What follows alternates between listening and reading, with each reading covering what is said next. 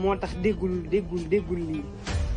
juróom-ñetti fani novembre 2025 Sénégal gépp ñu ne tekk di dégg. Président est là. ndaje mu mag di jotaayu dëgg bu war a dox diggante benn jëm. Merci beaucoup pour ceux qui me répondent et qui me disent que vous m'entendez.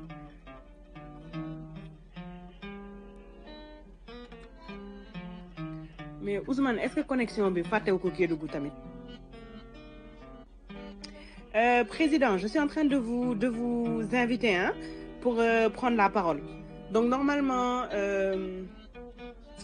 di nga jot benn notification après nga accepter juste comme ça di nga mën a intervenir inchallah.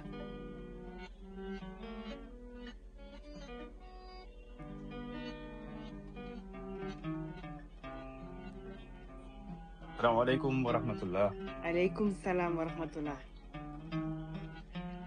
Soxna Awa na nga def. maa ngi nuyu les spacemen et women yëpp quoi. ñu ngi lay fay président ñu ngi lay fay ñu ngi lay nuyu bu baax ñu ngi lay ziar di la sant di la gërëm si temps bi si temps bi ñuy accordé xam nañ ne xam na torop mais ñu ngi lay jaajëfal te di kontaan torop si li ñu may. Je pense que ñun ñoo mës a am fii benn président assemblée ñëw ak ñun space waa Pastef donc tàcc leen seen bopp xam naa ma bàyyi Ousmane mu nuyoo. salaamaaleykum monsieur le président. waaw sëñ Ousmane. nooree ni maa ngi lay ziar. maa ngi lay nuyu bu baax a baax waaye. fii nga ëppee à la suite de Awa di la remercier ci disponibilité bi c'est vrai que xat na mais teew bi fii am na solo. di ñaan yàlla borom mu yombal waxtaan bi ba lépp luñ fi wax rek mu jëriñ ñi ñuy déglu ñëpp en tout cas Twitter yàgg nañu demander à ce que ñu recevoir la parce que pour plusieurs raisons avant même titre président assemblée bi yow yaa nekk le coordonnateur du secrétariat national à la communication de Pastef. Donc fi parti bi yegsi en termes de communication visibilité bi ak notoriété bi ak sa ñi nga ci àndal joué nga ci rôle bu am solo donc loolu xam naa bokk na ci li tax gars yi bëgg la recevoir après aussi pour xamaale yan technique ak yooyu noonu ngeen jot a def ba affaire yi yegsi fii léegi nag je sais pas ba xam waxoo leen ko yow yaa yor technique yi waxoo leen ko léegi je sais pas Awa ba xam on peut démarrer man j'ai une première question bu ma naroon non mais balaa ñu démarrer mais ñu tuuti ñu fàttali peut-être président liñ fi jot a def space yi ñu jot a am comme ça ñu fàttali ko parce que tey quand même nit ñi ñu am bëri na peut-être que am na ñu fekkewul woon les autres spaces donc voilà pour waajal le 8 novembre le secrétariat national à la communication a lancé une série de spaces donc on en a déjà fait 3 Ousmane donc premier bi on avait eu Bassirou Kébé et honorable Mbène Faye sur la thématique le 8 novembre bien plus qu'un rassemblement un signal fort pour le Sénégal. On avait parlé du sens politique et symbolique de cet appel. Ensuite, le deuxième space, on avait reçu Cheikh Fatma Diop et Amadou Baboba sur la thématique 2026, l'année du tournant, ce que le nouveau Sénégal construit déjà. On avait analysé les réformes engagées, on avait parlé de la gouvernance, du changement et de l'année 2026 qui sera une année charnière. Et on a eu le dernier space, le troisième space avec le doyen Alakan et on a parlé de l'héritage et des héritages et continuité des mobilisations populaires au Sénégal. Donc franchement, c'était un moment très fort de transmission. mu wax ñu lu bëri si dans sa mémoire des luttes et engagements sénégalais et panafricains. Tout à fait. Donc on a beaucoup appris. Malheureusement, on a eu quelques petits soucis de connexion, mais c'était un space extrêmement intéressant. Et qui de mieux pour clôturer toute cette série avec ce space très très très attendu, l'élan final, l'unité des patriotes avec nous, comme le disait Ousmane Noreyni, le coordonnateur du secrétariat national à la communication et en même temps président de l'Assemblée nationale du Sénégal. Donc aujourd'hui, on va plus parler d'unité, de gouvernance, rapport entre parti État et aussi xam naa ne question boobu yéen a koy xaar président Ousmane Sonko wax na avant, pendant, après 8 novembre. Donc, voilà, on va essayer de comprendre. Président, yaa ngi reetaan de comment ce moment marque cette nouvelle étape et cette nouvelle trajectoire du PASTEF. Donc voilà, ñu ngi lay dalal xëy na ñu bàyyi la boo buggee nuyoo wax après ma bàyyi Ousmane mu jàllale première question et puis ñu commencer. Bon, je rappelle, on aura 45 minutes de discussion.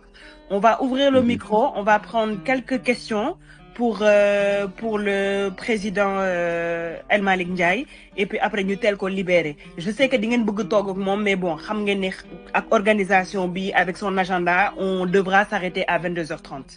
Donc merci beaucoup. Ousmane mun nga dem pour sa question. waaw président ñu bàyyi la nga nuyoo d'abord ak mbokk patriote yi ñuy déglu su ko defee après ñu doog commencer question yi.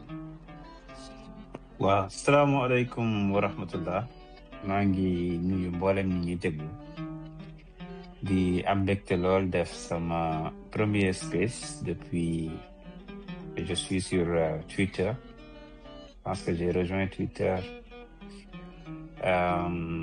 peut-être même avant 2011, mais je sais que juillet 2011 ba léegi avec ce compte-là maa ngi Twitter. Di suivre nag mu nekk benn je peux dire plateforme boo xamante ne ni quand on cherche juste l'essentiel foofu lañ koy fekk donc ma am mbégte tey fekk fii ñëpp ñi nga xam ne ñu ngi fi nekk communauté bi di nuyu déjà soxna Awa ci liggéey bi rafet bu liggéey bi muy def ànd ci ak yow mais toute l'équipe SNCOM di ñaan yàlla rek liñ ci waxtaanee mu doon njëriñal askan wi comme ni ma koy faral di waxee jërëjëf. Merci beaucoup président. Alors man sama première question mooy président depuis le début yaa ngi ci parti bi macha allah bokk nga ci vraiment ñi njëkk a nekk ci parti bi. am na benn photo sax bu gars yi di wane xaw ma duma fan la nag yéen a ngi taxaw ci oto bi nii daanaka àll bi moo leen wër quoi y avait personne autour ngeen di sillonner le pays loolu xam naa ni ça devait être xam naa soit avant élection les législatives 2017 certainement lay nekk. sama question mooy ak périple bi ngeen jaar yëpp. le 24 mars 2024. Le 24 mars 2024. bi nga tàmbalee jot les premières tendances les premiers résultats. ak tamit ca cappaandaw ga bañ ne Pastef les patriotes par le biais de son excellence monsieur Bassirou Diomaye Diakhar Faye yegsi nañ au pouvoir lan moo nekkoon sa premier sentiment yi ak naka nga ko dundee loolaa bëggoon nga partager ko ak patriotes yi xam naa ne question boobu kenn mësagu la ko poser mais bëggoon naa la ko poser pour xam ban état d'esprit la woon. waaw jërëjëf sëñ Ousmane je pense que question bi am na solo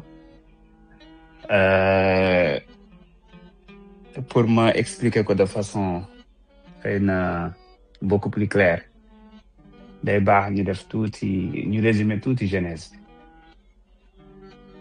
li ñu indi ci 24 mars 2024 maanaam li ñu indil ndam li parce que Pastef mën naa ne yàggul ci landerneau politique bi si je peux le dire ainsi man sax maa ko ci jiitu parce que Pastef 2014 la judd 2014-2024 c'est 10 ans pour un jeune parti sorti du néant avec un leader et des responsables pour la plupart sortis de l'anonymat total ñëw bouleverser landerneau politique bi faire face au système interne comme externe et prendre les commandes de ce pays. Je pense que loolu film yeeg livre yeeg yëpp dinañu ko retracer après parce que xajul ci une semaine de space sax du tax ñu jeexal ko mais li ci am solo rek mooy maître mot bi nga xam ne xëy na moo guidé toute cette phase-là, à savoir la constance. ci li nekkoon objectif bi Pastef di taxaw parce que je rappelle que bokkuma ci membre fondateur yi ndax man pratiquement 2015 début 2015 laa rejoint. Avant cela j'étais à Taxaw Thème avec le professeur Ibrahima Fall. maa ngi commencé woon ak Ibrahima Fall depuis 2011. Donc quand on combattait contre Wade, bon avant ça je soutenais sans être membre, en tout cas certains leaders, Abdoulaye Bathily, les Landing Savané, Cheikh Bamba Dièye, entre autres. Mais en 2011 quand même, si la def engagement, commencé avec le professeur Ibrahima Fall, ñu doon mener combat yu mel nii. Te réseaux sociaux yi tamit moo nekkoon pratiquement suñu, en tout cas peut-être moyen de communication et de communion avec les populations bi gënoon a am doole, parce que le professeur Ibrahima Fall n'était pas connu des populations, disons. Mais en 2014-2015, suite à une fusion ratée, man ci laa rejoindre Pastef et ci laa jël communication bi nekkoon le seul membre du SNCOM, je peux dire. Donc ñuy déroulé ba ñenn fekk ñu ci mel ñoom Dieynaba Wane, entre autres, les Mandiaye Diallo ma koy nuyu, et cetera, ba ñu yegg si fii. Ensuite les Assane Mbengue ñëw tey moo nekk di organiser meeting bi et tout, les Ousseynou Ly, les Dieynaba Sarr. Mais li ci am solo mooy bi ñu ñëwee fekk nañu fii am nañu projet bu leer, am vision bu leer, mu méngoo woon tout tourné autour du patriotisme. Parce que Pastef biñ koy créer dañu wax ne soxlawul idéologie maanaam bu figé, libéral, socialiste, etc. On a opté pour le pragmatisme. Ce qui est bon chez les keynésiens, chez les libéraux, chez les communistes, etc. ñu dajale ko maanaam résumé ko autour du patriotisme. Ci la ñu commencé donc la lutte. te comme bi ñu koy door ci réunion yi njëkk yi weetoon ci lool 12, 13, 14 personnes, dafa am lu président Sonko waxoon. Combat bi ñàkk bakkan xaj na ci, ñàkk liggéey xaj na ci, prison xaj na ci, ñàkk sa cër xaj na ci. Parce que du lu yomb. Képp koo xam ne tu as quelque chose à te reprocher wala nga ragal wala ngay carriériste, nekkal ci ginnaaw di jàpp ni nga ci mëne. waaye nag képp koo xam ne pare nga pour lii dinañ ci fonce. Donc noonu lañ ko nekkee étape par étape, dama koy sauté. waaye li ci am solo mooy xëy na bi ñu demee ba élection 2019 ma sauté yeneen étape yëpp. Peut-être on aura l'occasion une prochaine fois. ñun ñu xamoon ne 2019 bu élection yi jaaree yoon dañuy yóbbu Macky Sall deuxième tour te boobaa dañ koy gagné. Mais 2019 amuñu woon moyen, mais terewul def nañu benn bon qualitatif boo xam ne presque musul woon am ci langue politique pour une première participation. te ñun ba fii sax dañoo gëm ne ñun ñoo jëloon deuxième. Mais il se trouve que am nay ñu xarañ ñoo xam ne wër nañ Macky Sall. Parce que li nekkoon enjeu boobu mooy si les résultats sortent ñu ne Macky Sall gagné na premier tour, Sonko moo jël deuxième, Idi jël troisième. Population bi ak Sonko ak jeunesse bi dinañ wàcc ci mbedd mi pour en tout cas barrer la route à ce forçage là, parce que gëmoon nañ ne premier tour mënu woon nekk boobu. Mais si Idi passe devant, amul woon la jeunesse et les militants qu'il faut pour faire face. Et nous, on n'allait pas faire face pour lui. Donc ça, c'était stratégique. Mais biñ ci jógee, gars yi xam ne kat de 33 000 voix en 2017, plus fort reste, ñu dem ba 686 000 voix 2 ans après. Trend bi su continuer 2024 amul luy tere jël pouvoir bi nii. Bonjour les problèmes 2021, fin 2020, 2021 affaire yi commence. ñu génne ñu ci suñu zone de confort la force de l'argument imposer ñu l'argument de la force xeex bi commencé ñu nekk sur la défensive nekk ci instinct de survie mais toujours donc ko def à la fois ak fit ak ñeme confrontation mais surtout ak beaucoup de tact et d'intelligence boo xam ne suñu leader moo ci jiitu mi Ousmane Sonko l'actuel président de la République nekkoon secrétaire général ñu mener la lutte avec tous les Sénégalais épris de justice ba yóbbu Macky Sall en ballottage en 2022 avec toute la stratégie bi ngeen xam même si après il y a eu des défections et autres.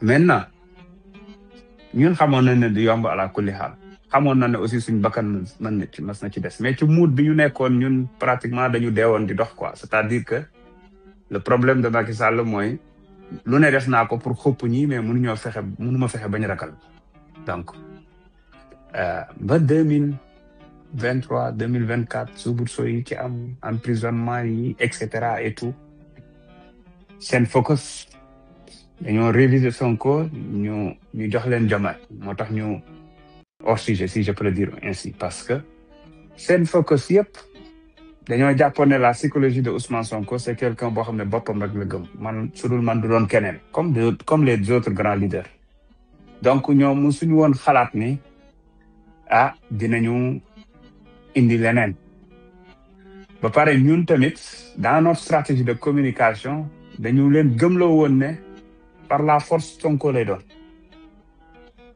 ñu focus ci loolu mais il y avait beaucoup de stratégie derrière ba ngeen gis ni candidature yi ñëwee ba donc campagne jot le choix de Diomaye qui a été un choix extrêmement stratégique et de raison aussi parce que il était en prison il était le secrétaire général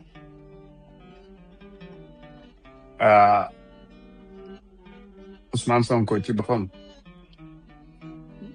Diomaye nekk pratiquement ci ñu ko gën a jege mu yàgg ma wax ne xamul ku ko gën a loyal donc d'abord pour ces critères là moom waxal na ko boppam ci vidéo bi mais surtout dafa am leneen lu ci laxatu woon loo xam ne c'était de la haute stratégie si je peux dire ainsi mooy il était en prison te boobu askan wi am na benn cycle de combat bu ñu mëne boo xamante ne nii mënatuñu woon arrêter il fallait prendre quelqu'un boo xam ne ñoom làq nañ ko déjà tëj nañ ko et que mënuñu moom y a pas de risque mu def erreur d'ici là sa langue ne va pas fourcher du def erreur il restera un mythe duñu ko découvrir liñ ci xam rek mooy Diomaye mooy Sonko de la prison au palais voilà les deux yi nga xam ne moom loolu lañ doon défi boobu lañ doon dugal ci bopp sénégalais yi pour mu plier l'élection te xam nañ ne bu ñu ko defee Macky Sall n'allait jamais accepter l'humiliation à savoir candidat bu nekk prison di gagner élection war a génn prison pour dem palais moo tax après quelques jours de campagne ñu libéré leen ils ont fait 10 jours de campagne amuñu woon benn doute te musuñu woon am doute que ni dañuy gagner élection yi parce que aussi c'est un parti très organisé doon def ay sondage doon def beaucoup de choses même buñ ko daawul wax ci kaw donc dañ doon suivre train yi di suivre pratiquement di am les données et on avait un système bu ñuy permettre ñuy am toutes les données ñun par exemple pour ñëw ci jour 24 bi avant 0 heure on avait déjà si je m'abuse 53,80 quelques %. Parce qu'on avait un système bu ñu doon avec une remontée des données bu ñu doon permettre ñuy am à la minute près les PV avec les bureaux de témoins avec je veux dire nos coordonnateurs ak système électoral bu ñu xamante ne ni moom mooy entre autres ak seen IT résultat moo tax ñun c'était clair bi ñu nekkee ci quartier général bi à Azalaï que élection yi plié wu na dès le premier tour ñu recevoir foofu président Diomaye félicité ko et cetera mu nekkoon nag beneen phase mais boobu man li ma gënoon a c'est certes il y avait la joie le sentiment de voilà en tout cas d'avoir accompli la mission mais boobu li njëkkaat ñëwaat rek mooy la responsabilité xeex nañu ba jot affaire yi c'est un nouveau départ pour ñun combat mi ngi door a commencer et je pense que même président Sonko noonu la ko waxee biñ ko njëkkee laaj foofu la combat dëgg bi di commencer donc on était très lucide ci li ñu doon xaar pour résumer ci question boobu dund nañ ko ci anamu gëm yàlla nag bu wérte wóor xam ne li ñu nekk di xeex ni bu dee dëgg la kulli xaal dinañu atteindre l'objectif avec l'ensemble des Sénégalais te ca pandaw ga noonu la demee on l'a célébré ensemble mais dès le lendemain on s'est mis au travail consultation yi commencé équipe communication bi formé wu autour le protocole et tout en attendant d'avoir en tout cas l'administration ou je peux dire l'État entre nos mains et pour dire que on a mesuré les responsabilités yi nga xam ne moo ñu doon xaar moo tax noonu daal lañ ko dundee ci tënk xaw na gudd mais pour moi c'était important de faire un peu une petite genèse merci beaucoup. jërëjëf président ñu ngi lay jaajëfal gudd bi je pense que ñun yëguñu ko sax parce que ça nous a replongé dans toute cette partie surtout que je pense que ñu bëri ñu fi nekk la partie côté 2014 2015 ñu si bëri nekk guñu woon wala boog amaguñu woon autant les canaux d'information n'étaient pas aussi développés que tey on a avec Twitter, TikTok, etc. Donc vraiment c'était indispensable ñu jaar si nga jaar si explication bi ñu ngi la si remercier bu baax dañu bëggoon jaar directement si question 8 novembre mais li nga expliqué nii dafa ma xalaat loo benn question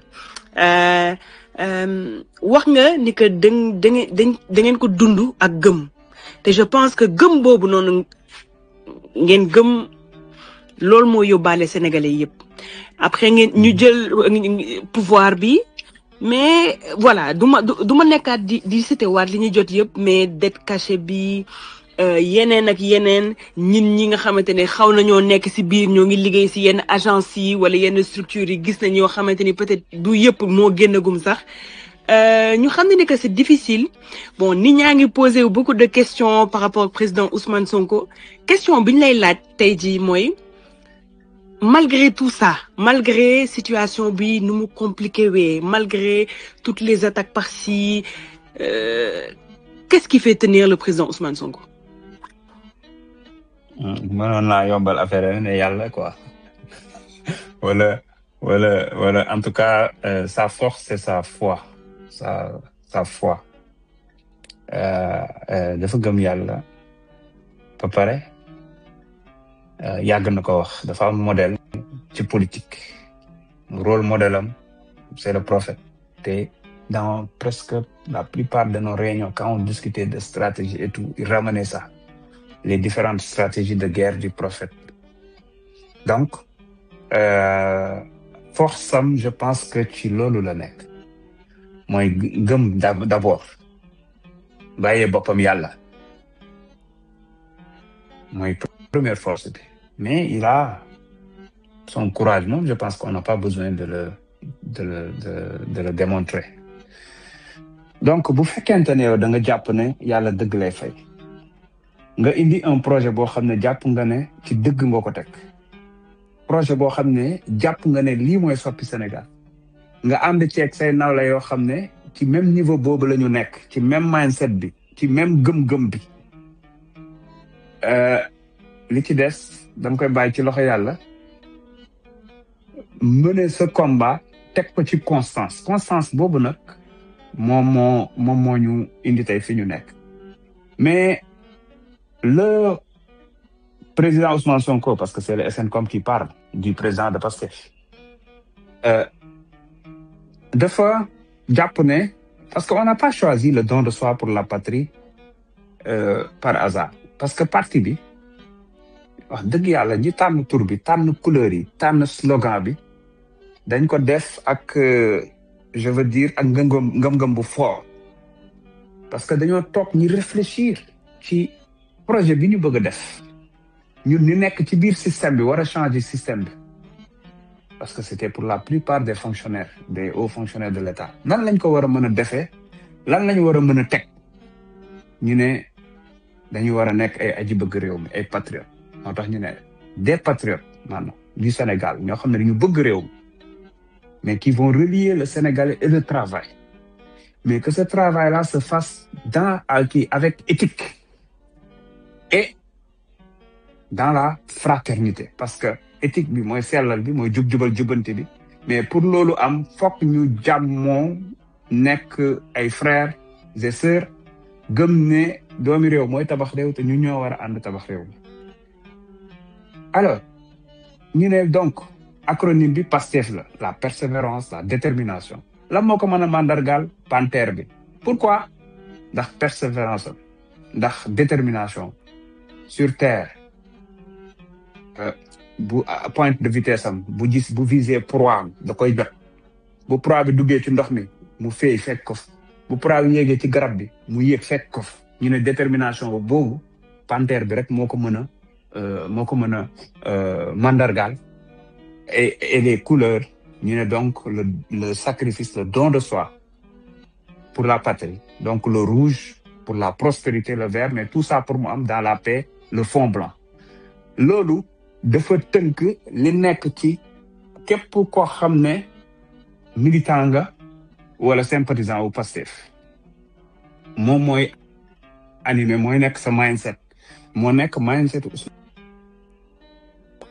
ba tax dugg na ci kaso def nañ ko continue bi seul maître du jeu. Mais Ousmane Sonko li mu réalisé li mu def nga xam ne cas d'école la ci àdduna bi ñëpp xam nañ ne bu ko neexoon du jël benn poste. Il va rester le guide de la révolution. Ouf ñu di joxe orientation yi ñu dérouler pendant 5 ans ne ko kaay jël mais dafa jàpp ne non. Il doit continuer à se sacrifier. Je dois sécuriser le projet. Je dois être le bouclier de Diomaye. Je dois montrer que je ne suis pas... Tout le monde s'est battu pour que je sois le président. Mais yàlla moo xam ni muy defee mbir mi. Tey, j'étais le président du parti. Mon secrétaire, su ma koy imager, mon secrétaire général, qui était en quelque sorte mon premier ministre, est devenu mon président et moi son secrétaire général donc et moi son premier ministre donc man maay nekk bouclier bi maay nekk pare-balles bi maay nekk lépp pour préserver l'institution de la République. moo tax ci état d'esprit ci mindset am ci lépp dañ yàlla moo ñëwee ko noo xamante ne nii ñun xëy na attanuñu ko ñun liñ koy teg te mu continuer mel ni mu mel alhamdulilah. Je pense que gëm yàlla dëggu ci li muy def et cetera moom moo tax muy dékku loolu noonu yëpp su fekkente ne mën naa ko expliquer noonu. Ok, merci beaucoup président xëy na ma jox Ousmane bu fekkee am na benn question xam naa ni léegi mun nañ dugg si le 8 xam naa ni nit ñi loolu la ñuy xaar dugg si le 8 laal tuuti assemblée nationale après doog a dem si avant pendant après Ousmane. mun nga ñëw ci sa question. Merci beaucoup président je pense que suñu toppee suñu envie waxtaan bi dugg ci dellu si waat ci avant yeeg yëpp moom xam naa ne dinañ la fi retenir ba ci kanam et énormément de questions mais xam naa loolu ça fera l'objet d'un autre space parce que maa ngi koy wax am naa ñu ma koy wax ne leen man bëggoon naa président waxtaan nañu un peu sur comment c'est quoi la magie de Pastef ci gestion wu réseaux sociaux yi par exemple xam nañ ne au début par exemple médias yu bëri dañ ñoo tëjaloon buntu yi comment vous avez fait pour créer cette machine de guerre sur les réseaux mais question boobu dama koy teg de côté parce que sinon xam naa ni dinañ xaw a xaabaabal. Ah oui, parce que je serais obligé de me jëliwaat ko 2015. Donc booy nga teg ko de côté. parce que loolu moom il faut ñu def benn space spécial communication politique. Voilà. su ko defee nga ñëw. voilà ñu def benn genre lecture quoi. question bi mooy président xam nañ ne yaa ngi koy wax sànq le président Ousmane Sonko c'est un fin stratège ci wàllu politique c'est quelqu'un boo nga xam ne ses moindres actes sont vraiment réfléchis passés au peigne fin réfléchis encore moo tax ma bëggoon laaj le 8 est-ce que dajale patriote kese la parce que daf leen a gëj a gis wala est-ce que démonstration d'unité la wala est-ce que c'est un tournant politique pour le Sénégal lan mooy symbolique bu meeting bi yow mi nga xam ne tu es vraiment l'un des plus proches collaborateurs aussi bien du président de la République que du président du parti le premier ministre Ousmane Sonko bëggoon nañ nga wax ñu ci symbole rassemblement du 8 novembre lan moo ko sabab. Bon, je pense que le 8 c'est tout sauf un événement partisan mais plutôt un rendez-vous avec l'histoire parce que Pastef mën na façon bés bu ne organiser nañ ko fi mais depuis notre arrivée au pouvoir yaakaar naa am na peut-être quelques événements yu am mais après 18 mois ak fi ñu fekk réew mi ba yegg si fii dafa jotoon ñu créer benn rendez-vous avec l'histoire te rendez-vous ak histoire boobu dafa am lu bëri lu muy régler ndax am na xëy na une certaine opposition bu fi nekk di xaw a góorgóorlu di opposé wu ñu leen di encourager bu baax a baax peut-être à leur manière argument moom bokku ci jafe-jafe askan wi bokku ci leneen bokku ci ñoom seen opposition yëpp Sonko la malheureusement moo tax ils vont toujours passer à côté ñun ñu jàpp ne ñooñu à travers ce meeting-là on va les multiplier définitivement par ln de 1 mais surtout ñii ak seen arme de communication ak international comme national jéem a wone ne askan wi kat sonn nañu wan nañu ginnaaw Sonko wan nañu ginnaaw Pastef le régime etc. C'est un signal fort on va montrer le symbole d'un peuple comme ni ñu ko yàgg a waxee boo xam ne dafay nekk derrière ces autorités pour un projet commun c'est-à-dire pour wane ne ak lu mën di xew yaakaar gi ñu amoon ci yéen tey la gën a fort engagement bi ñu amoon tey la gën a fort te ñu ngi seen ginnaaw tey ak ëllëg pour jàppale leen face à tous ces défis-là te défis yi nag relevé nañu yu ci bare ndax mënoo ñëw def 18 mois au pouvoir sans programme ngay gérer noo xamante ne nii tout marche c'est comme ça que je vais le dire parce que li ñuy wax état ak li ñuy wax réew mi ak li ñuy wax administration li ñuy wax les projets lépp li nga xam ne moo tënk doxalinu réew mu ngi dox peut-être pas au rythme souhaité ñun bi nga xam ne am nañ ko par rapport ak engouement envie ak li ñu yéene bi ñu ñëwee mais quand même malgré situation bu catastrophique bi ñu fi fekk exécutif bi mi ngi dox ministère par ministère bu ñu ko jëlee ils sont en train de faire des résultats extraordinaires législatif pareil entre autres et le Sénégal est en train en tout cas de retrouver son lustre d'antan sur l'échiquier international sur le plan de la diplomatie etc. Donc on a ce qu'on appelle un État qui marche malgré les challenges les difficultés la dette cachée waaye l'absence d'un programme parce que tout simplement on a des leaders visionnaires des autorités yoo xamante ne ni xam nañu fi ñu teg seen tànk dañuy ñëw ak un projet clair des équipes qui sont dévouées déterminées nekk di liggéey dans le triptyque jub-jubal jubbanti buy permettre tey réew mi continuer di dox te askan wi am yaakaar ne dina baax parce que on est en train de poser les jalons yi nga xamante ne ni moom mooy assurer ce Sénégal souverain juste et prospère.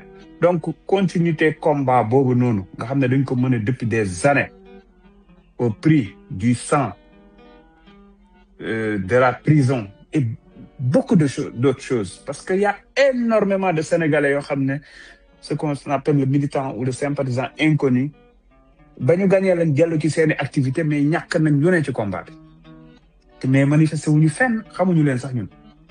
Donc loolu mobilisation patriotique bi day nekk un signal d'unité, de confiance et d'espérance boo xamante ne ni le 8 il fallait que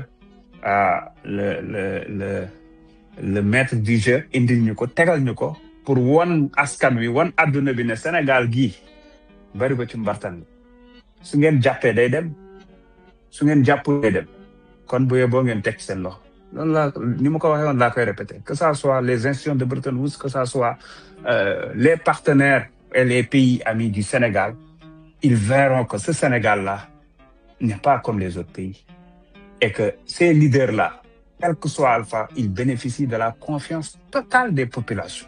Et ça, c'est extrêmement important.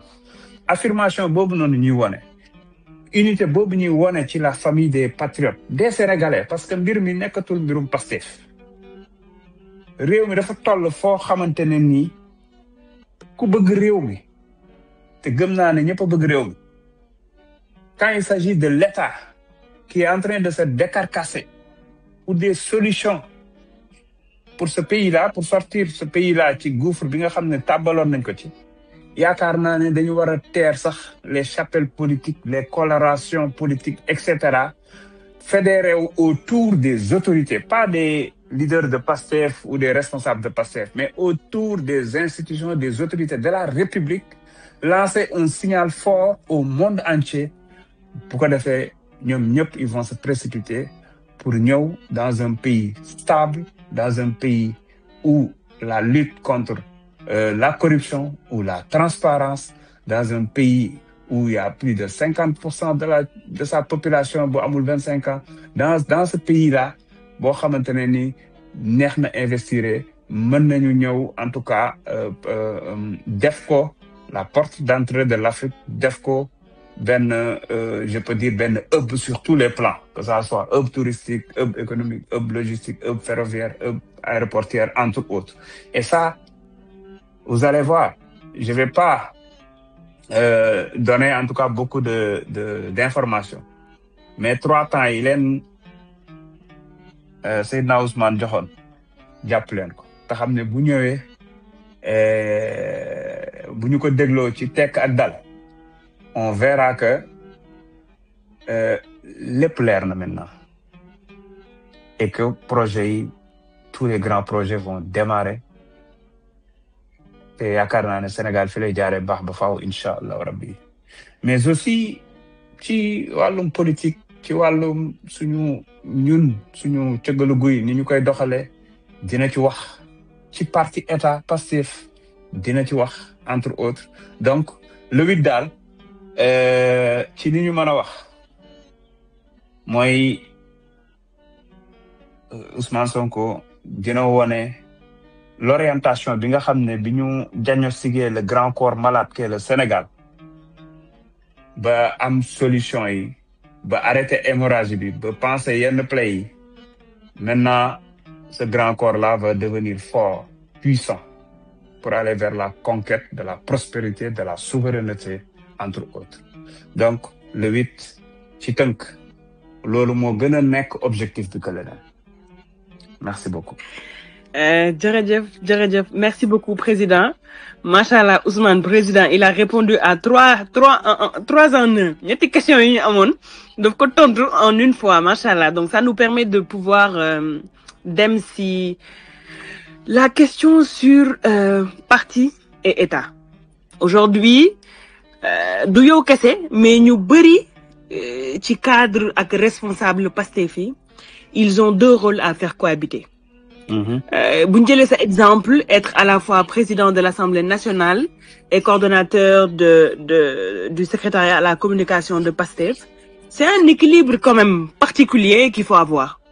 Aujourd'hui naka ngeen di def en tout cas yow précisément pour articuler, pour faire cohabiter ces deux responsabilités sans que l'une prenne le dessus sur l'autre. Naka ngay on peut garder une institution forte et impartiale en même temps, tout en restant fidèle à cette dynamique politique qui nous a conduit au pouvoir. Oui, xam nga bu ñuy wax sax parti état loolu gën a tax ñuy wax parce que aussi xëy na bon am na ñoo xam ne mën nañ ko jéem a dévoyer mais liñ ci jublu ak ni ko président Pastef di yàgg expliquer premier ministre je pense que dafa leer nañ parce que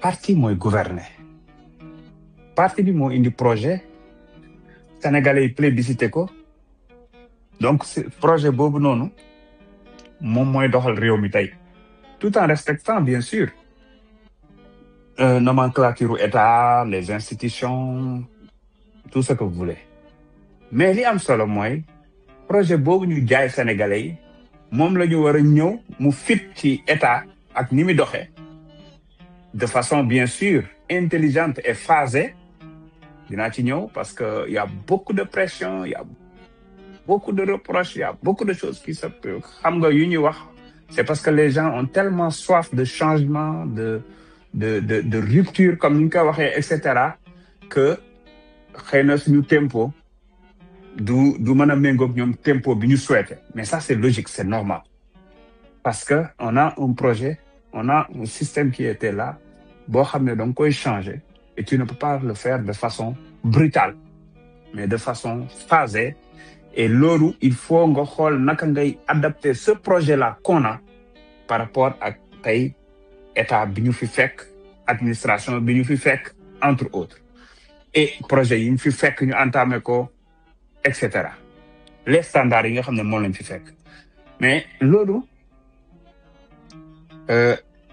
dafa laaj bien sûr ñu koy waxtaanee ci suñu biir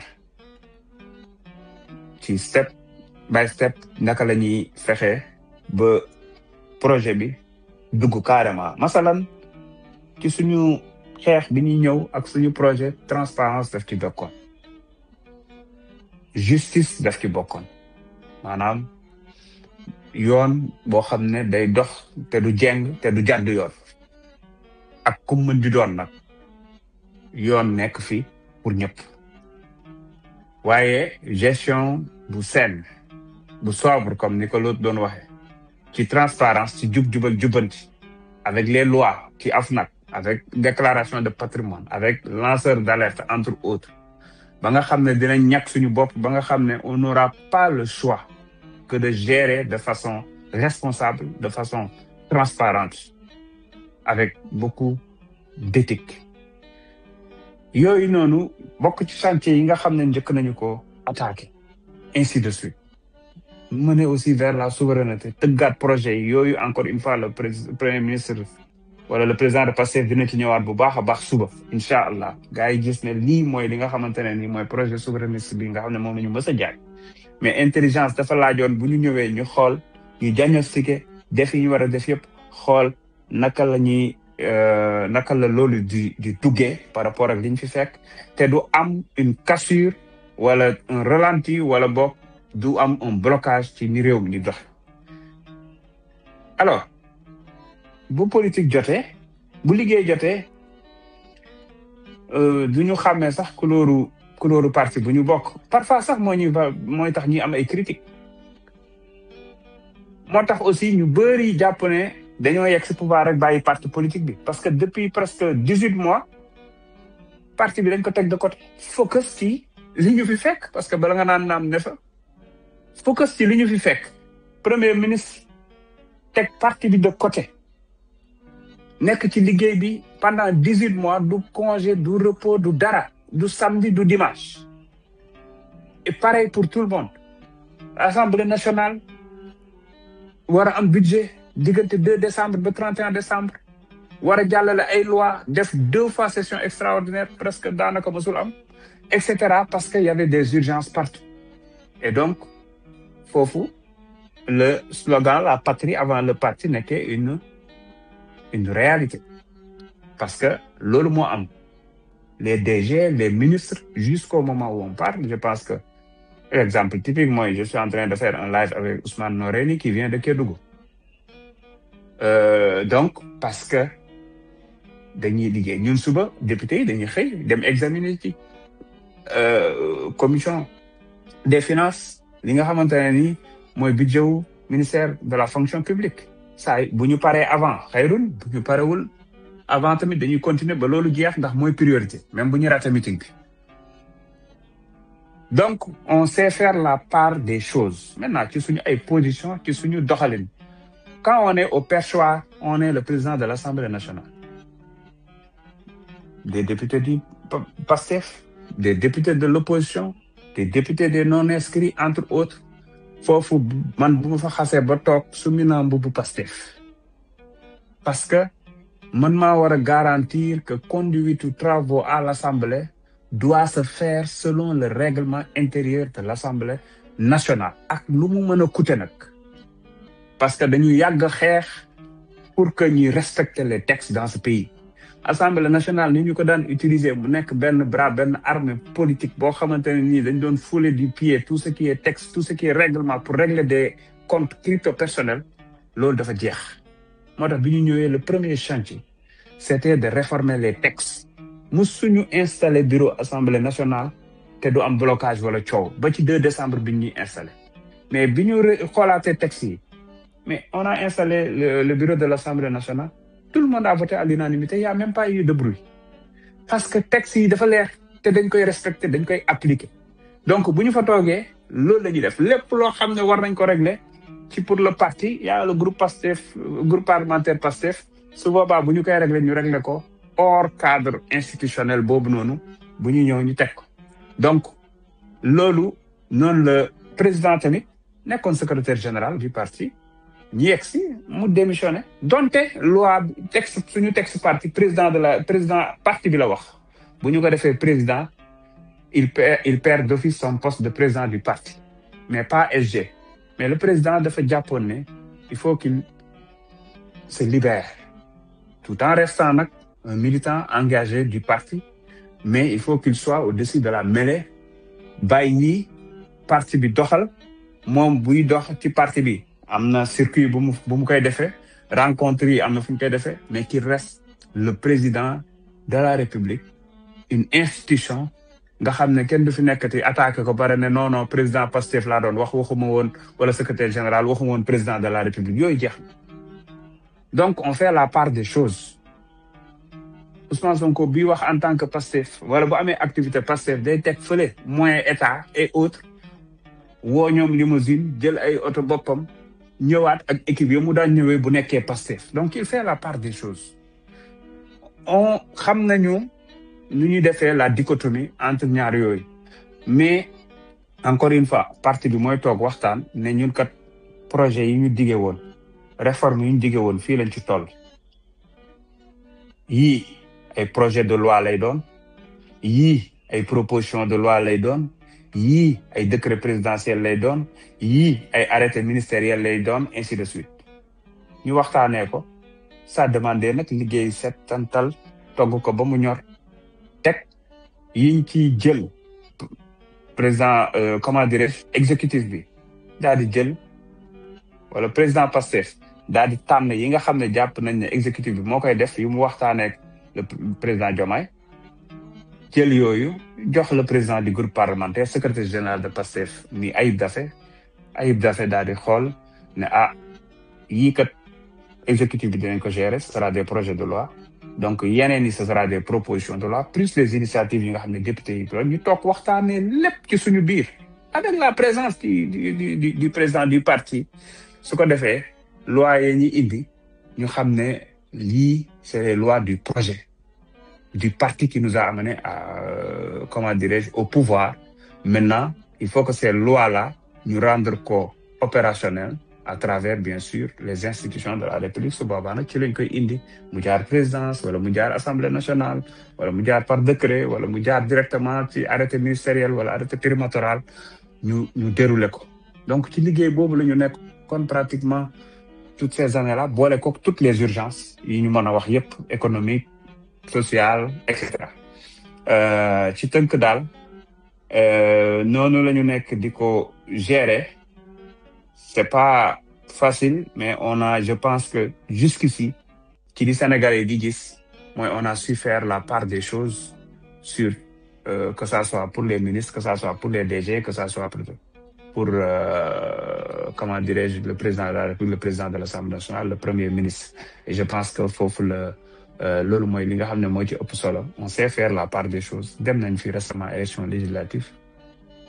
Aucun DG ministre wala qui que ce soit n'osait amener les véhicules de l'administration wala les moyens de l'État te loolu xam nañ ne Sénégal mosu fi am bu ñu waxante dëgg donc on sait faire la part des choses parti État c'est le parti Pastef qui est au pouvoir moom la ñu dénk État moo koy doxal donc parti État kenn mënu ko bañ ci réew merci.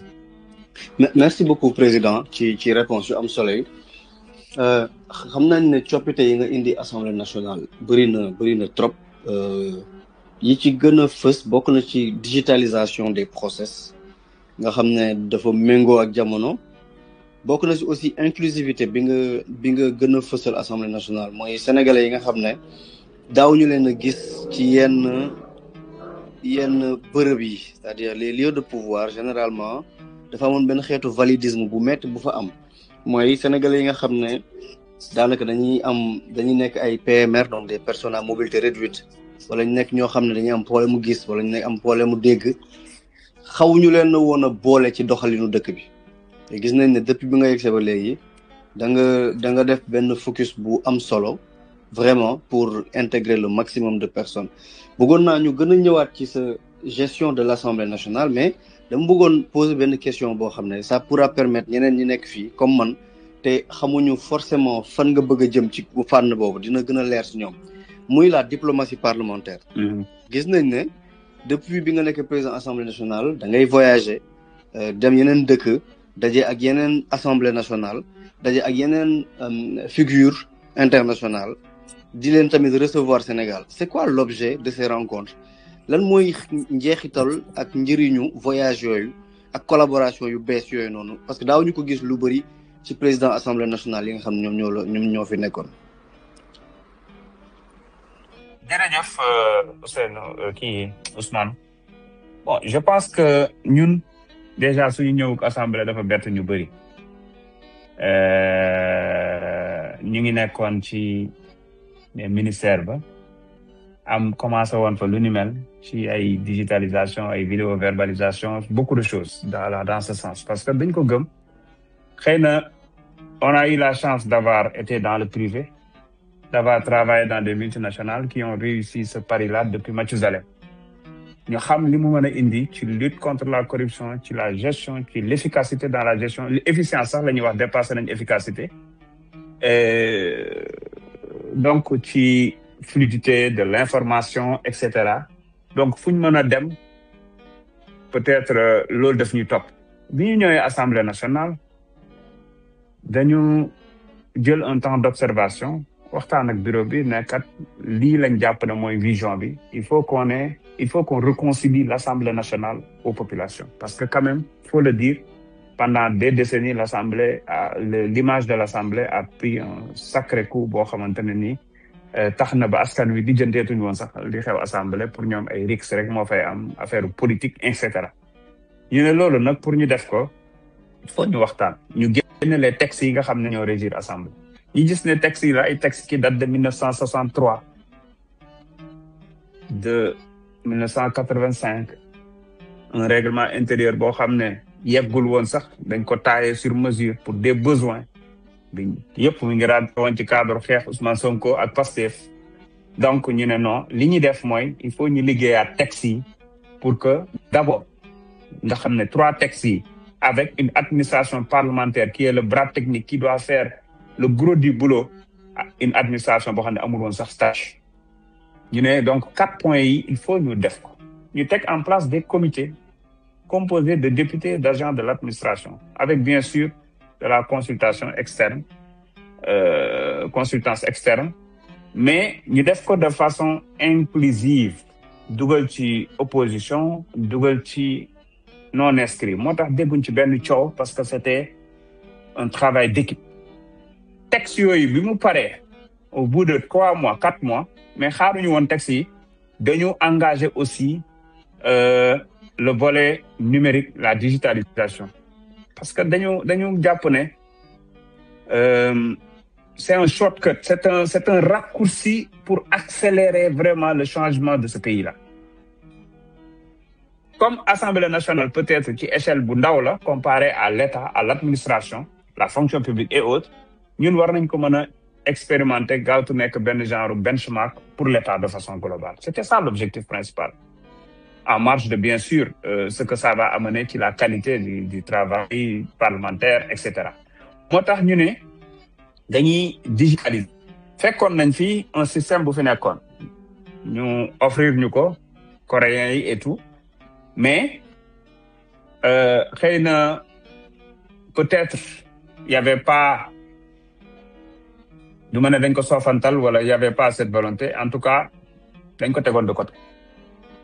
Bi ñu ñëwee avec nos équipes ñu engagé ko, finaliser ko, tester ko, indi vote électronique, vote yi di gaaw, travaux parlementaires yi di gaaw, y a plus de ay xuloo ay xeex ay njëkkante placement njëkk a yëkkati njëkkumaa yëkkati, vote yi di leer, amul ay compter 110 personnes en 5 secondes, etc. mu nekk benn transparence, ñuy wone lépp ci caméra yi, askan wi yëpp di ko gis. Bi ñu ko defee ba pare, on a continué le process et l'équipe, on avait demandé aux équipes, il faut maintenant sortir les Coréens, prendre totalement en possession du système pour sécuriser quoi. Ce qui a été fait.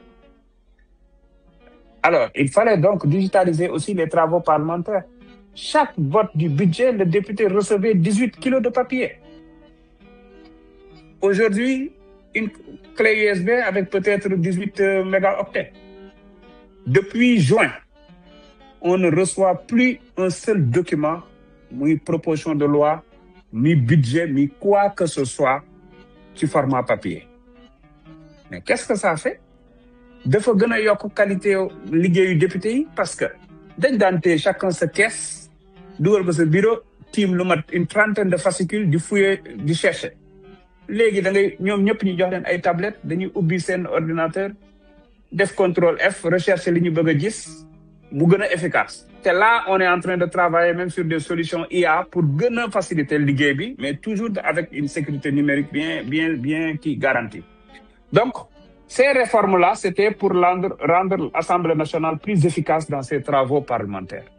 Et teg aussi des outils de gestion, de transparence. Yoo xam ne, on a déjà finalisé les tests qui ont été concluants, que ça soit l'outil de travail collaboratif, nga xam ne le courrier, la collaboration entre les collègues, vidéoconférence, les ressources humaines, tout est là-bas intégré, plus maintenant des ERP pour la gestion du budget, du personnel, la paie, le fleet management, etc. De sorte que tout sera transparent parce que dañ ne ñun ñooy voté loi yi, ñun ñooy def contrôle du gouvernement, ñun ñooy def suivi évaluation politique publique. Donc ñun on doit s'imposer une certaine transparence. Certes, on a une autonomie, mais on a décidé de nous soumettre volontairement au code des marchés publics. Ce que ARCOP a apprécié jusqu'à nous envoyer en tout cas une lettre de félicitations. Et aujourd'hui, tous les marchés de l'Assemblée nationale, ñi ngi ci biir plateforme DCMP, ku ko bëgg mën nga fa dem xool ko, parce que le plan de passation de marché a été mis là-bas, parce qu'on n'a rien à cacher. Jub ak jubbanti lañ wax, ku ci nekk fa nga féete da nga ci war a inscrire, moo tax tey ci réforme yi foofu la. Mais li am solo, depuis 2016 référendum dañu amoon rôle suivi évaluation des politiques publiques. Suivi évaluation des politiques publiques bu ñu ko joué woon, problème yi am ni yëpp am sur le choix des projets, sur la priorisation des projets, sur l'exécution des projets en respectant le triptyque coût, délai, qualité. Toutes ces choses-là, c'est parce que cette fonction-là a été laissée en rade. Donc, quand on est venu, on a dit cette fonction-là, il faut nous mettre en selle parce que maintenant, à part, c'est vrai, voter des lois, mais fonction B, suivi évaluation des politiques publiques, tous les pays qui l'ont réussi, ils ont décollé. Mais comment on va le faire? On va travailler sur une méthodologie. Guide, la méthodologie. On l'a fait avec les spécialistes du pays, avec un benchmark dans au moins 4-5 pays, jusqu'à avoir ce guide-là, bi nga xamné tay député jot nañ ko ñëpp jot nañ ko té mom lañu utiliser pour mëna def cette mission là. Mais pour def ko il faut nga tek ben organe bo xamné les pays avancés loolu lañu def. Moy ce qu'on appelle le comité permanent d'évaluation des politiques publiques. Ñu duggal ko ci règlement intérieur bi, institutionnaliser ko, mu nekk une trentaine de membres. On reçoit les programmes prioritaires de l'État. Ñu jël ko waxtaan ci ak l'exécutif teg ko ne lii mooy calendrier bi nii lañu ko fas yéene suivre pour évaluer l'impact de ces projets-là sur les populations, sur le volet social, sur le volet environnemental, sur le volet économique, etc., etc. Toutes ces choses-là, il fallait les faire en 7 mois. Moo tax ñi laaj assemblée loolu la doon liggéey xëy na tey dinañ ci xam lu bëree. N'empêche, continuons à assister au gouvernement avec une urgence, avec plus d'une vingtaine de lois votées, plus d'une dizaine de conventions ratifiées, des questions écrites presque 500. Toutes les commissions ont fonctionné à plein régime depuis le 2 décembre. Parce qu'on a pris les vacances parlementaires le 30 juin, dañu bañoon jël vacances, toutes les commissions dañu fonctionner ba ñu ubbiwaat assemblée. Parce que l'engouement est là, l'engagement est là. Mais les députés aussi, il fallait les former pour que nous puissions faire cette mission. Parce que si je prends le cas de PASTEF, 130 députés, il n'y a que 23 qui ont été députés avant. Tout le reste, c'est des novices, des bleus, y compris moi-même, le président de l'Assemblée nationale. Donc, on avait besoin, c'est pourquoi on avait fait une retraite parlementaire pendant une semaine, former l'en, et puis nous retourner, on a vu l'impact sur la qualité de travail et surtout d'intervention des députés, parce que former nañ leen ci droit parlementaire, former nañ leen ci finance publique, former nañ leen ci diplomatie, former nañ leen ci contrôle et suivi, évaluation, ci communication, ci prise de parole. Et c'est quelque chose que nous institutionnalisons chaque année dinañu ko def avec les partenaires, ce qui fait que ça nous coûte pratiquement 0 franc. Alors, pour terminer, ci diplomatie parlementaire, d'abord ci affaire loi yooyu dama ci profité waxaale répondre benn question bi ñëw souvent ci groupe parlementaire PASTEF ban initiative de loi lañ jël etc. On venait d'arriver. Bon, je vais parler pour Ayib parce que man sama rôle c'est de garantir que liggéey bi jaar yoon ci Assemblée nationale. Mais groupe parlementaire PASTEF dafa am ku ko jiite nekk en même temps secrétaire général PASTEF. Moom moo organisé groupe bi ni muy doxee man su ma amee initiative parlementaire mën naa ko jox député mu dugal ko foofu mais nañu xam ne dañu bokk ci parti bokk ci groupe parlementaire organisé donc on ne peut pas y aller de façon en tout cas solitaire wala ku ci nekk mën nga am initiative puis ku ci nekk mën nga dem gis ñu bindal la une loi loolu c'est très facile mais c'est pas ça. Dañu am benn groupe am discipline boo xamante ne nii ci la ñuy liggéeyee et il y a une structuration qui a été faite. Le groupe parlementaire travaille en parfaite harmonie bien sûr avec l'exécutif comme ni ma ko waxee woon sànq ay jot na par exemple initiative de loi et autres de l'exécutif di ko saytu di génne yi nga xam ne ñoo ko war a porter. Il y a beaucoup de députés qui ont préparé des propositions de loi yu ñuy remonté ci Ayib tout ça dañ koy jël harmoniser ko xool par rapport ak projet bi par rapport ak ni mën a nekk jël le temps de bien les faire parce que ça sert à rien parax def une loi en 1 mois ou en 2 mois nga ñëw mu nekk saafara bu jur jàngoro mu nekk loo xamante ne nii day am revers wala mu nekk loo xamante ne nii en tout cas day nekk en porte-à-faux ak suñu ay textes suñuy lois suñuy constitution et entre autres moo tax le groupe parlementaire il fallait faire la formation il fallait faire l'organisation il fallait faire les réformes il fallait accompagner le gouvernement dans ses urgences particulièrement économiques. Maintenant là ils auront la latitude d'accélérer sur les autres réformes yi nga xam ne waxtaan nañ ci ak l'exécutif parce que on a la chance d'avoir un président de groupe parlementaire qui est en même temps le secrétaire général de PASTEF et qui travaille en parfaite collaboration et en parfaite harmonie avec le président de parti qui est en même temps le premier ministre. Donc faut pas penser que dinañ def yoo xamante ne ni dañ ci juyook le premier ministre entre autres. Donc ça c'était bon que me préciser ko. La diplomatie parlementaire est une prérogative de l'Assemblée nationale. Mooy la mission de représentation au niveau international. Ce qu'il faut comprendre mooy pratiquement toutes les organisations gouvernementales ou intergouvernementales de l'exécutif dañu am benn équivalent ci parlement. Masalan boo jëlee Nations Unies, l'Assemblée générale des Nations Unies, on a ce qu'on appelle l'Union interparlementaire. Nations Unies New York la ñuy defee seen Assemblée générale. Union interparlementaire qui est le volet parlementaire des Nations Unies, Genève lañ koy defee. On a des assemblées générales yu ñuy daje. Boo jëlee Union africaine, Parlement panafricain mooy équivalent nekk Afrique du Sud. Loi yi nga xamante ne nii dañ koy waxtaanee ci Union africaine. Masalan boo jëlee protocole de Maputo et tout. Parlement panafricain moo koy jël di ko saytu di ci liggéey ak les parlements de façon séparée pour la domestication, surtout pour la ratification, pour rendre ça fonctionnel. Donc c'est important moo tax te il y a 8 organisations comme ça. CEDEAO bu président yi am na parlement CEDEAO yi nga xam ne ñoom Guy Marius Sagna ñoo ñu fa nekkal. UEMOA am nañ ko.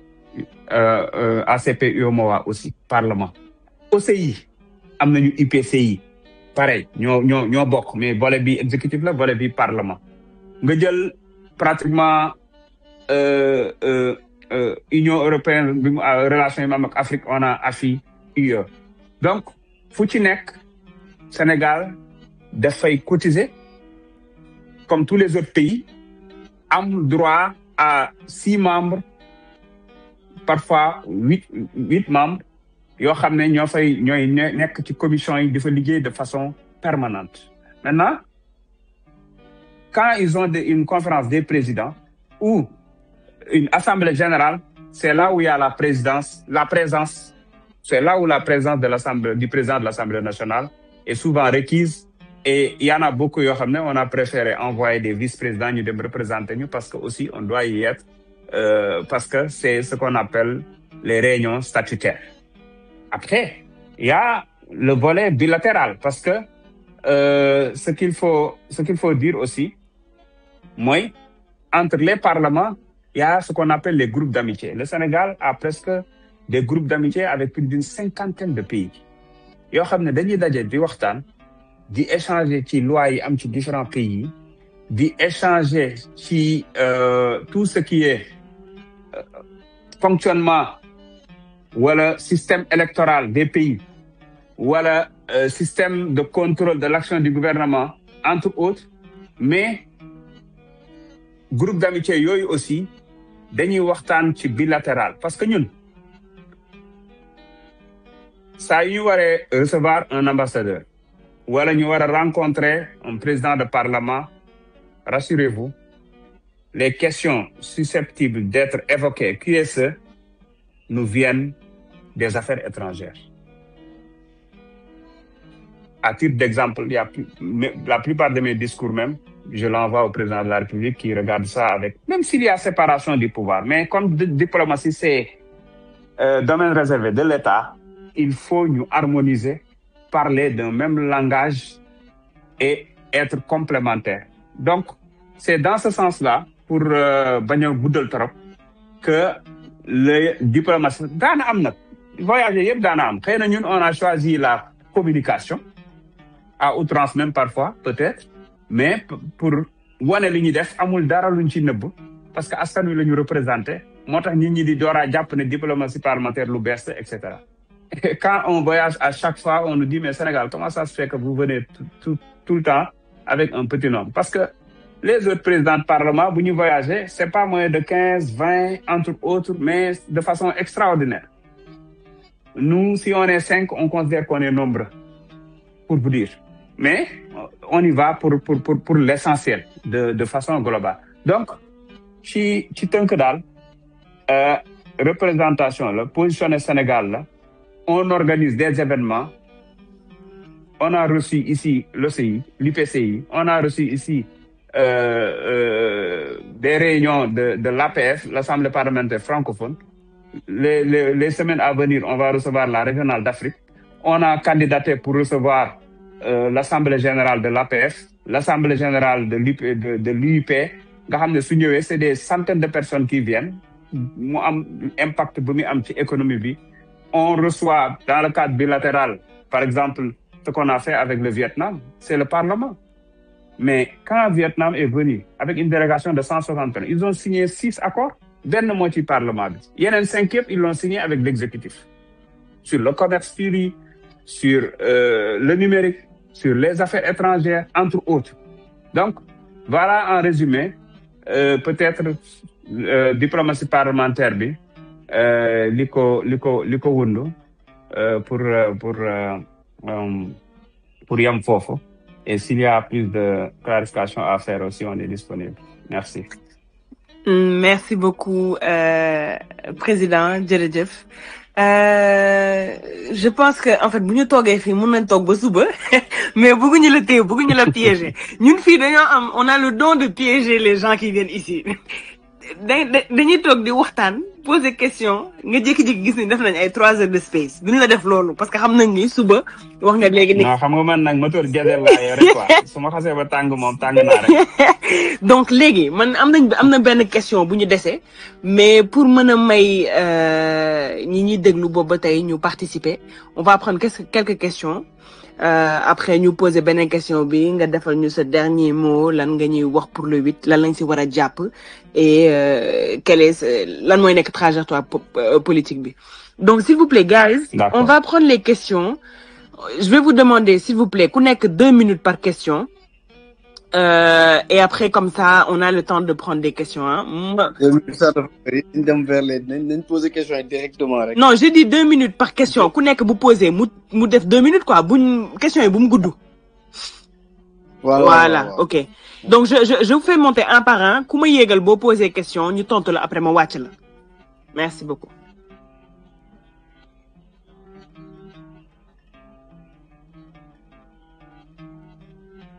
Donc, Khadim. Il y a énormément de demandes oui.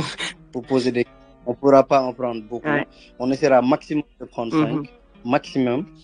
Président répondre après comme ça. Nous avons des questions-réponses. On prend 2 questions à 3. Après, président ramasse quoi. Ça, on gagne du temps. OK.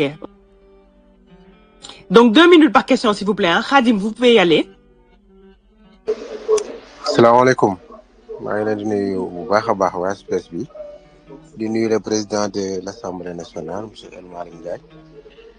Li ma bëgg ñëw moom xaw na ci junj tuuti mooy que actuellement nii affaire reddition des comptes yi ak la fragilité du premier ministre, pas le premier ministre en tant qu'homme, mais le premier ministre en tant qu'institution.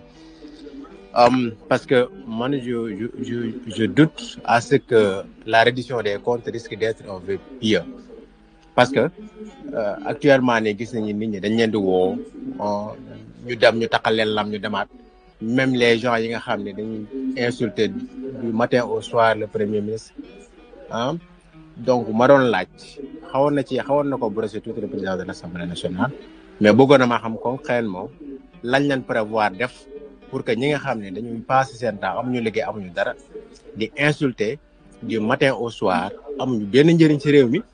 Maintenant ñooñu waruñu leen tëj mais il nous faut des réformes des lois yoo xam ne dañoo leen permettre te tey ku wax loo warul wax ñu jël la def la amende bu diis boo xam ne yow xawma kan mais yow dootoo saaga dootoo wax lu ñaaw ci premier ministre.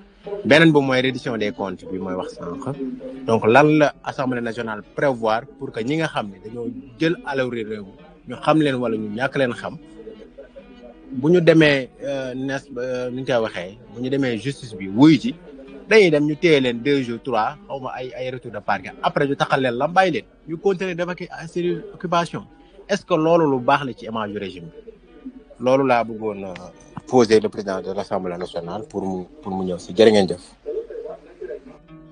Merci beaucoup Khadim. Je crois qu'on a perdu le président El Malick, mais mun ngeen poser question et moi je suis en train de noter. Bu ñëwaatee ñu defal ko question yi ñu noté naa ko après dinañ ko wax mais je pense qu'il est là hein mu ngi déglu maa ngi koy invité à prendre la parole mais voilà. Qui Maps Cissé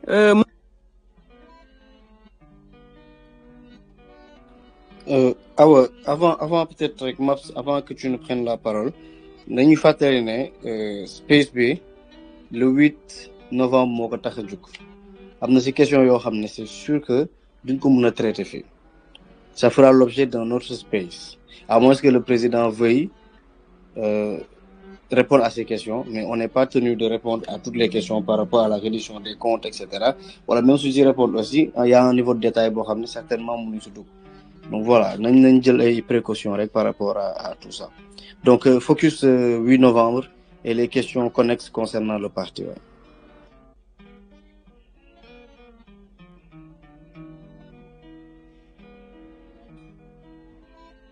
Maps, tu peux y aller? Wa salam alaikum sister Awa di nuyu le président de l'Assemblée ak mbolam ñi nga xamne ñu ngi déglu space bi donc man sama interrogation bon si assemblée la donc pas forcément sur le 8 donc on avait vu que ben question joron na fi jaar muy la question des fameux Prado donc depuis lors amatuñ ci nouvelle donc luñ joron xam moy député yi amon nañ problème transport président jëlone initiative pour utal leen ay moyens de transport donc depuis lors député yu bari so leen contacter li ñu wax amuñ moyen de transport pour mëna wacc wax ak askan bi donc mo taxone moy laaj le président vu que non seulement sen indemnité de transport jotoon nañ ko té ba joxuñ leen ko pour waajal moyen de transport yu waron out donc dama koy demander est-ce que réellement fu Prado yi toll est-ce que jot nañ ko réceptionner wala ñëwagul parce que député yu bari so leen contacter ben excuse lañ am donc ñu ci bari dañ naan la amuñ moyen de transport donc moo taxoon daal mu bëggoon ko demander est-ce que réellement les fameux Prado disponible na bu nekkee disponible gut donc kañ lañ mën a jàpp ne maximum ban délai voilà dina mën a disponible donc loolu moo nekkoon sama question merci beaucoup. Merci Maps. Alioune, tu prends la question. Alors, président a un petit souci de connexion. Il est en train de se reconnecter. Alioune, mun nga poser cette question, on se remarque, on note, et puis après. Oui, bonsoir tout le monde. Déjà, merci pour l'opportunité. Moi, j'aimerais juste rebondir sur la diplomatie parlementaire. Allô? Excusez-moi, hein? Allô? Moi, oui, c'est bon, on vous entend, président. Ouais. Depuis presque 3-5 minutes. Je ne sais pas s'il y a des questions. Ok. Oui, il y a des questions, mais je les ai notées. Je vais vous les relire. Ok, merci. De rien. Vas-y, Alioune. Ok, j'aimerais juste rebondir sur la diplomatie parlementaire. Hein, parce que comme l'a dit le président, bon, nous avons voyager sans pour autant comprendre. Bon, c'est une suggestion en même temps. Hein. Est-ce que vous avez pensé à établir une sorte de doctrine de diplomatie parlementaire en collaboration avec le ministère des Affaires étrangères? Comme ça, au moins, ça va, ça sera pour dans une perspective informative, mais surtout aussi dans une perspective académique pour les gens comme les chercheurs comme moi, pour les étudiants, parce que souvent, pour analyser, par exemple, les traits de notre diplomatie, on manque de ces genres de sources, en fait. Non seulement ça permettrait d'établir comment se passe la collaboration dans cette perspective-là avec l'exécutif, mais aussi, en établissant cette doctrine-là, ça peut servir de benchmark, parce que pays, il sous forme de doctrine, et comme on veut se positionner comment dirais-je, en exemple ou bien en hub en même temps hub diplomatique en Afrique de l'Est, ça serait bien ñu am genre doctrine boobu comme ça les autres pays pourront nous prendre comme référence et ça va renforcer notre soft power. Merci beaucoup Awa. Alors, merci beaucoup, Alioune. Alors, Président, peut-être on va vous laisser réagir à cette dernière suggestion et après, je vous donne les deux premières questions. Après, ñu jëlaat une dernière tournée et puis parce que mu ngi guddi bëgguñu la teelu yàgg. Donc, je sais pas ndax jot nga dégg intervention Alioune bi. Oui, bien sûr. Ok, parfait. C'est Maintenant... très important li mu wax. Par rapport ak déjà dama koy remercier c'est important. Mais ci dynamique boobu lañu nekkoon moo tax en attendant d'avoir ce document-là parce que effectivement il y avait pas de référentiel à l'Assemblée nationale ni pour la diplomatie ni pour le protocole rien du tout disons fekkuñu ko fa commencé woon nañ ci réfléchir pour mettre quelque chose en place mais mbir ta jox ko xam moo tax ce qu'on a fait, on a coordonné avec le ministère des Affaires étrangères parce que à l'Assemblée nationale, on a ce qu'on appelle la direction des relations internationales et du protocole. Bon, c'était la direction de la coopération internationale, des relations interparlementaires et du protocole. Et dans la réforme, on a mis relations interparlementaires et coopération internationale ensemble, quoi. Alors, on a déjà pris quelqu'un qui était le directeur du protocole d'État nga xam ne moom l'actuel directeur remplacé qui est ambassadeur et tout boo xamante ne nii il va rejoindre semaine prochaine. On a pris un autre aussi qui est de là-bas donc et ils vont travailler en parfaite collaboration avec les affaires étrangères, la présidence et même le protocole de la primature entre autres.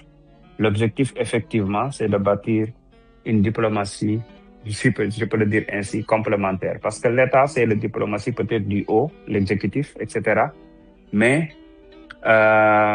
nous, c'est au niveau du bas, avec les populations, avec les représentations nationales des différents pays et tout. Et tout ça, faut que mu am benn harmonisation boo xam ne benn ak référentiel.